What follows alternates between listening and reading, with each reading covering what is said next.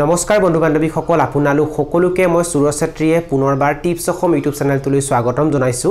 বন্ধু বান্ধৱীসকল আমি কেনেকৈ কুকুৰা পালন কৰি আছো সেই বিষয়ে এতিয়া মই আপোনালোকক এই ভিডিওটো দেখুৱাম ভিডিওটো আপোনালোকে প্ৰথমৰ পৰা শেষলৈ ভালকৈ চাব আৰু যদি আপোনালোকে এই চেনেলটোত প্ৰথমবাৰ আহিছে তেনেহলে চেনেলটো সাবস্ক্ৰাইব কৰি ওচৰতে থকা বেল ঘণ্টিটো প্ৰেছ কৰি দিব ইয়াতে আমি পেৰেন্ট ষ্টকখিনি ৰাখিছো এই কুকুৰাবোৰে যিখিনি কণী দিয়ে সেই কণীখিনি আমি ইনকুবেটৰ মেচিনত ভৰাও আৰু তাৰ পৰা পোৱালি উলাও ইয়াতে প্ৰায় 45 জনী মান কণী দিয়া কুকুৰা আছে আৰু 10টা মতা কুকুৰা আছে যদি আপোনালোকে কণী বিক্ৰী কৰিবৰ কাৰণে কুকুৰা পালন কৰিব বিচাৰে তেনেহলে আপোনালোকে মতা কুকুৰা নাৰাখিলেও হ'ব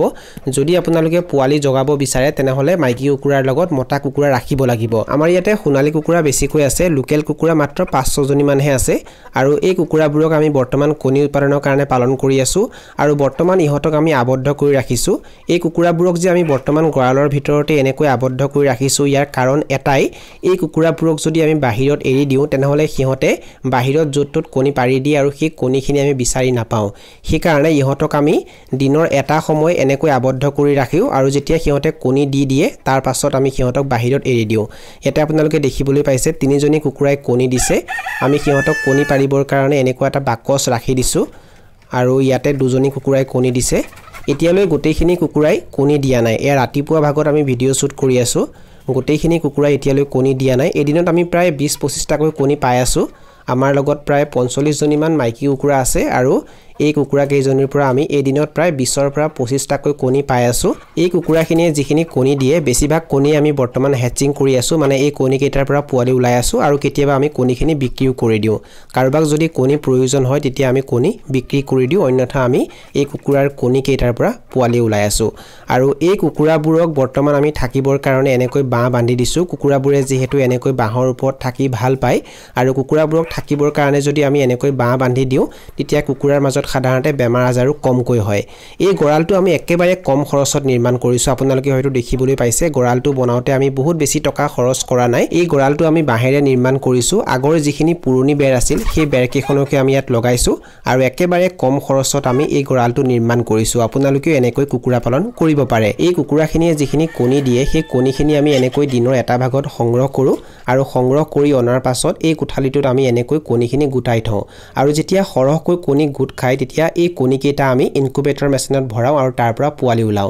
আৰু কাৰোবাক প্ৰয়োজন হলে আমি কণী কেইটা বিক্ৰীও কৰি দিও আমি গৰমৰ দিনত প্ৰায় 8ৰ পৰা 10 দিনৰ কণী ইনকুবেটৰ মেচিনত ভৰাও আৰু ঠাণ্ডা দিনত আমি 15ৰ পৰা 16 দিনৰ কণী ইনকুবেটৰ মেচিনত ভৰাও এটো হৈছে আমাৰ ইনকুবেটৰ মেচিন আৰু ইনকুবেটৰ মেচিনত কণী ভৰাই আমি এনেকৈ পোৱালি উলাও যদি কুকুৰাৰ কণী বিক্ৰী কৰা হয় তেনেহলে কুকুৰাৰ এটা কণী বিক্ৰী কৰিলে প্ৰায় 10ৰ পৰা 12 টকা পোৱা যায় কিন্তু সেই কণী ইনকুবেটৰ মেচিনত যদি আমি ভৰাই দিও তেনেহলে 21 দিনৰ ভিতৰত তাৰ পৰা যেতিয়া পোৱালি উলাই তেতিয়া এটা পোৱালি আমি 40ৰ পৰা 50 টকাৰ ভিতৰত বিক্ৰী কৰিব পাৰো এনেকৈ কৰিলে বেছি লাভ অৰ্জন কৰিব পৰা যায় আৰু এয়া আপোনালোকে দেখিবলৈ পাইছে এইকেটা হৈছে আমাৰ ইনকুবেটৰ মেচিনৰ পৰা উলোৱা পোৱালি আৰু যিখিনি পোৱালি আমাৰ ইনকুবেটৰ মেচিনৰ পৰা উলাই সেই পোৱালিখিনি আমি বিক্ৰীও কৰি দিও নাইবা আমি এনেকৈ ব্ৰুডিং কৰি ৰাখো আৰু ইহতক এনেকৈ ডাঙৰ কৰিও বিক্ৰী কৰো এইখিনি হৈছে আমাৰ ইনকুবেটৰ মেচিনৰ পৰা উলোৱা সোণালী কুকুৰাৰ পোৱালি আৰু এই পোৱালিখিনিক বৰ্তমানে আমি এনেকৈ ব্ৰুডিং কৰি আছো আৰু ইয়াতে সৰ্বমুঠ প্ৰায় 300টা সোণালী কুকুৰাৰ পোৱালি আছে আৰু এই কোঠালিটোত অলপমান ডাঙৰ আকাৰৰ কুকুৰা আছে আপোনালোকে দেখিবলৈ পাইছে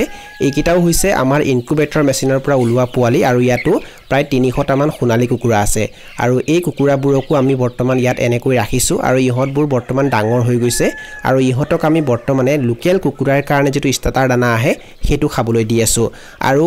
40 দিনমান পালন কৰিলে ইহতবোৰ বিক্ৰীৰ উপযুক্ত হৈ যাব সোণালী কুকুৰাবোৰক যদি আমি ফাৰ্মৰ ভিতৰত আবদ্ধ কৰি ৰাখি কেৱল ভাল কোৱালিটিৰ কমাৰ্চিয়েল দানা খুৱাই পোহপাল দিও তেনেহলে 70 দিনত সোণালী কুকুৰাবোৰৰ গড় ওজন প্ৰায় 800ৰ পৰা 900 গ্ৰাম হৈ যায় আৰু 80 দিনত সাধাৰণতে সোণালী কুকুৰাবোৰৰ ওজন 1 কেজি হৈ যায় যদি সোণালী কুকুৰাবোৰক ভাল কোৱালিটিৰ কমাৰ্চিয়েল দানা খুৱাই পোহপাল দিয়া হয়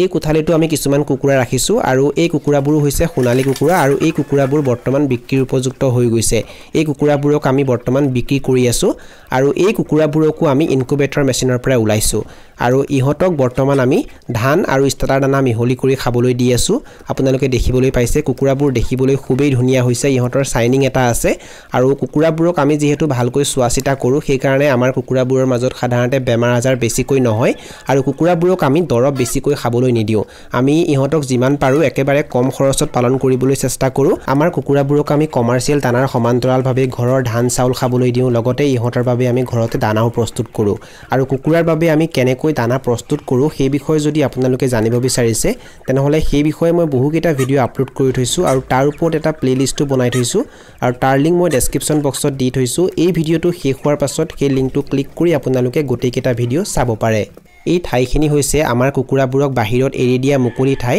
এই ঠাইখিনিতে আমি কুকুৰাবোৰক বাহিৰত এৰি দিওঁ কুকুৰাবোৰ যেতিয়া ডাঙৰ হৈ যায় তেতিয়া কুকুৰাবোৰক আমি এনেকৈ বাহিৰত এৰি দিওঁ কুকুৰাবোৰ দিনৰ দিনটো এনেকৈ বাহিৰত ঘূৰি ফুৰে বাহিৰত সিহঁতে বিভিন্ন ধৰণৰ ঘাঁহ বন খায় কীট পতংগ খায় যাৰ বাবে কুকুৰাৰ দানাৰ খৰচো কমি যায় কুকুৰাবোৰক আমি বাহিৰত ৰাতিপুৱা সময়ত এৰি দিওঁ আৰু সন্ধিয়া হোৱাৰ লগে লগে সিহঁতে গৰালত প্ৰৱেশ কৰে আমি মুকলি ঠাই এনেকৈ নিৰ্মাণ কৰিছোঁ আমি নেটৰ জালেৰে এনেকৈ ঘেৰি ৰাখিছোঁ আমাৰ ইয়াতে যেহেতু তামোল গছ আছে সেই কাৰণে আমি ইয়াতে খুঁটা পুতিবলৈ প্ৰয়োজন হোৱা নাই তামোল গছতে আমি এনেকৈ নেটৰ জালি বান্ধি দিছোঁ আমি যদি এনেকৈ নেটৰ জালি লগাই দিওঁ তেতিয়া কুকুৰাবোৰ বাহিৰত ওলাই যাব নোৱাৰে লগতে বাহিৰৰ কুকুৰাবোৰো কুকুৰাৰ ফাৰ্মৰ ভিতৰত প্ৰৱেশ কৰিব নোৱাৰে লগতে অন্য জীৱ-জন্তু কুকুৰাৰ ফাৰ্মৰ ভিতৰত প্ৰৱেশ কৰিব নোৱাৰে তেতিয়া কুকুৰাৰ মাজত সাধাৰণতে বেমাৰ আজাৰো কমকৈ হয় যদি আপোনালোকে ব্যৱসায় ভিত্তিত লোকেল সোণালী বা ক্ৰয়লাৰ কুকুৰা পালন কৰে তেনেহলে কুকুৰাবোৰক বাহিৰত এৰি দিবলৈ আপোনালোকে এনেকৈ মুকলি ঠাই নিৰ্মাণ কৰি দিব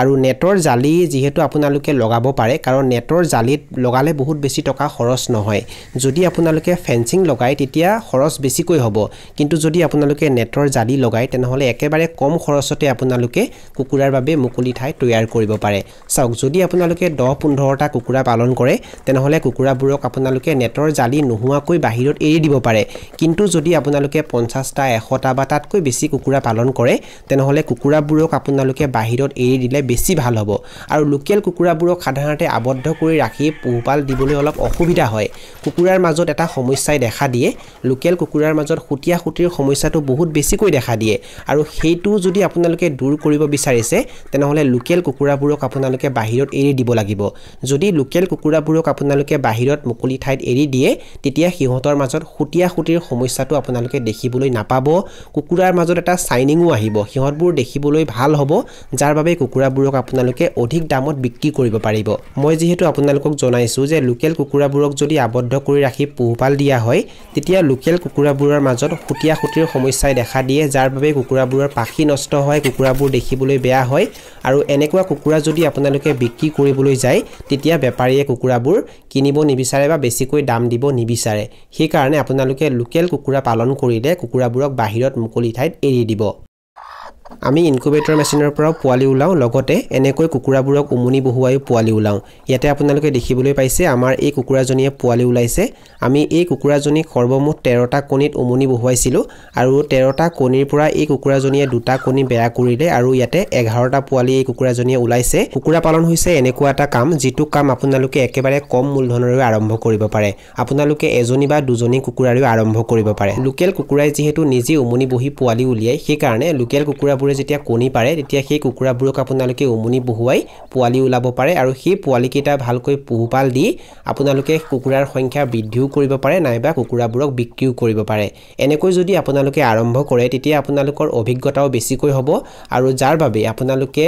পাছলৈ বেছিকৈ কুকুৰা পালন কৰিব পাৰিব আৰু কুকুৰাৰ সংখ্যা আপোনালোকে ক্ৰমান্বয়ে বঢ়াই যাব পাৰিব যদি আপোনালোকে একো নজনাকৈ একেবাৰতে বহু বেছি কুকুৰাৰে আৰম্ভ কৰি দিয়ে তেতিয়া হয়তো আপোনালোকে লোকচানৰ সন্মুখীন হ'বলগীয়া হ'ব পাৰে কুকুৰাবোৰক বিক্ৰী কৰিবলৈ হয়তো আপোনালোকৰ অসুবিধা হ'ব নাইবা কুকুৰাৰ মাজত যদি কিবা বেমাৰে দেখা দিয়ে তেতিয়া সেই বেমাৰ আপোনালোকে চিনাক্ত কৰিব নোৱাৰাৰ বাবে কুকুৰাবোৰক সঠিক দৰৱ দিবলৈ নোৱাৰাৰ বাবে হয়তো কুকুৰাবোৰ মৃত্যু হ'ব যাৰ বাবে আপোনালোকৰ লোকচান হ'ব সেই কাৰণে আপোনালোকে একেবাৰে কম কুকুৰাৰে যদি আৰম্ভ কৰে তেতিয়া আপোনালোকৰ লোকচান হোৱাৰ সম্ভাৱনাটো একেবাৰে কম থাকে ভিডিঅ'টোৰ শেষত যদি মই আপোনালোকক ক'বলৈ যাওঁ তেনেহলে আমি কণী উৎপাদনৰ কাৰণে কুকুৰা পালন কৰি আছো আৰু আমাৰ কুকুৰাবোৰে যিখিনি কণী দিয়ে সেই কণীখিনি আমি বিক্ৰীও কৰোঁ লগতে সেই কণীখিনি আমি ইনকুবেটৰ মেচিনতো ভৰাওঁ তাৰ পৰা পোৱালি উলাওঁ সেই পোৱালিখিনি আমি বিক্ৰীও কৰোঁ আৰু কিছুমান পোৱালি আমি ডাঙৰ কৰিও বিক্ৰী কৰোঁ আৰু এনেকৈ আমি বিভিন্ন কাৰণৰ বাবে কুকুৰা পালন কৰি আছো যদি আপোনালোকক লোকেল বা সোণালী কুকুৰাৰ পোৱালি লাগে আৰু যদি আপোনালোকৰ ঘৰ নগাঁও জিলাত বা নগাঁও জিলাৰ আশে-পাশে হয় তেনেহলে এই নাম্বাৰটোত যোগাযোগ কৰি আপোনালোকে আমাৰ পৰা সোণালী বা লোকেল কুকুৰাৰ পোৱালি ক্ৰয় কৰিব পাৰে কিন্তু আপোনালোকে এটা কথা মনত ৰাখিব আমি কেৱল নগাঁও জিলাত আৰু নগাঁও জিলাৰ আশে-পাশেহে পোৱালি দি আছো আপোনালোকে নিজে আহি পোৱালি লৈ যাব লাগিব বন্ধু-বান্ধৱীসকল এইখিনি আছিল কিছু তথ্য মই আপোনালোকক জনালো আৰু যদি আপোনালোকে ভিডিওটো চাই ভাল পালে আৰু ভিডিওটোৰ জৰিয়তে কিবা এটা শিকিব পাৰিছো বুলি ভাবে তেনেহলে অনুগ্ৰহ কৰি ভিডিওটো লাইক কৰি দিব আৰু যিমান পাৰে ভিডিওটো নিজৰ বন্ধুবৰ্গৰ মাজত আৰু পৰিয়ালবৰ্গৰ মাজত শ্বেয়াৰ কৰি দিব এই ভিডিওটো এইখিনিতে সামৰণি মাৰিছো ধন্যবাদ